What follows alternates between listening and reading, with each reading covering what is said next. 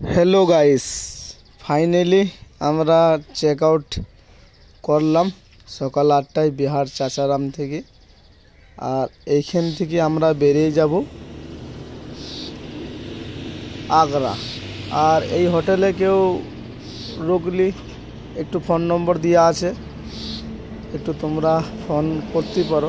হোটেলটা খুবই ভালো, প্রত্যেক পার হিট 500 টাকা করে, এক একজনের 500 টাকা করে চার্জ।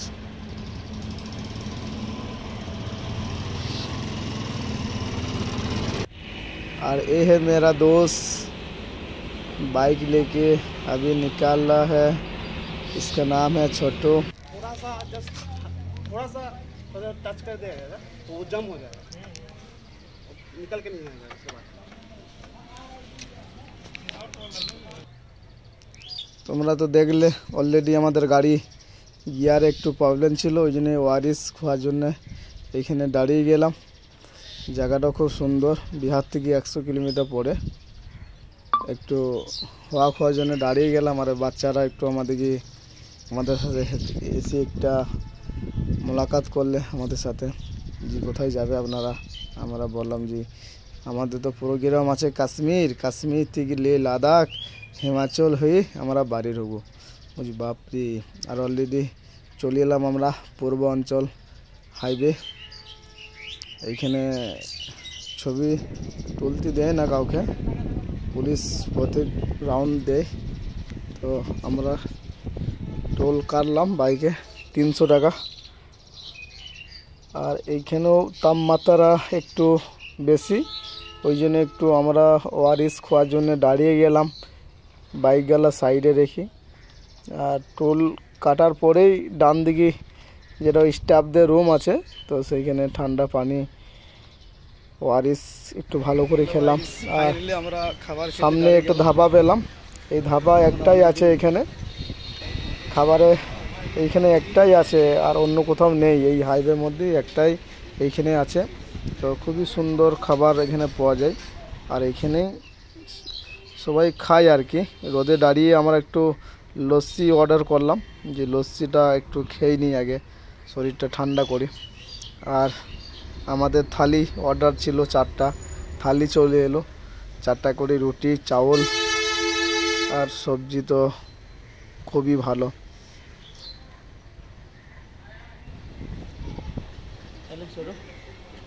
অলরেডি খাবার আমরা খেয়েছি, চাউল আর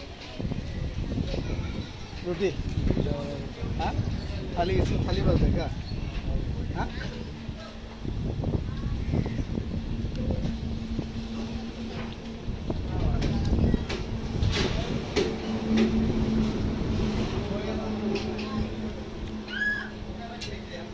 अभी हम लोग खाना खा रहे हैं, पहले खा रहे हैं रोटी, उसके बाद चावल खाएगा।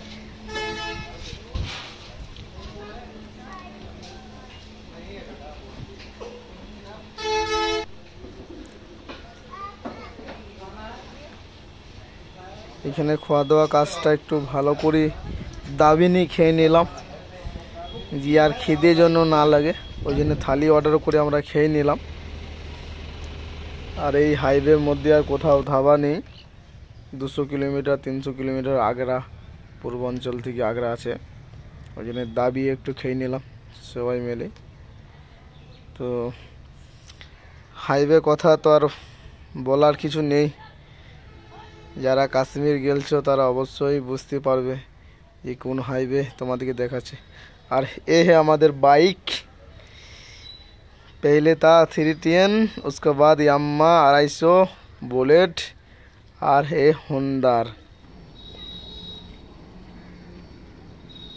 আর এদিকে তো মরুভূমি জায়গা, এদিকে তো চাষ কম হয়, একমাত্র ভুট্টাই চাষ হয় ওই সাইডে।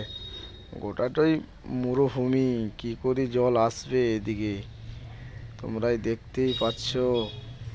তাও আমরা একটু দাঁড়াইলাম এক জায়গাতে হাইওয়ে পাশে, একটু দাঁড়িয়ে আমরা আলোচনা করে নিলাম নিজেদের মধ্যে।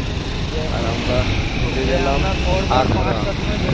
আগ্রা। আমরা ঢুকে গেলাম, ঢোকার আগে আমাদের হোটেল গ্রিন ভিউ অন করা ছিল,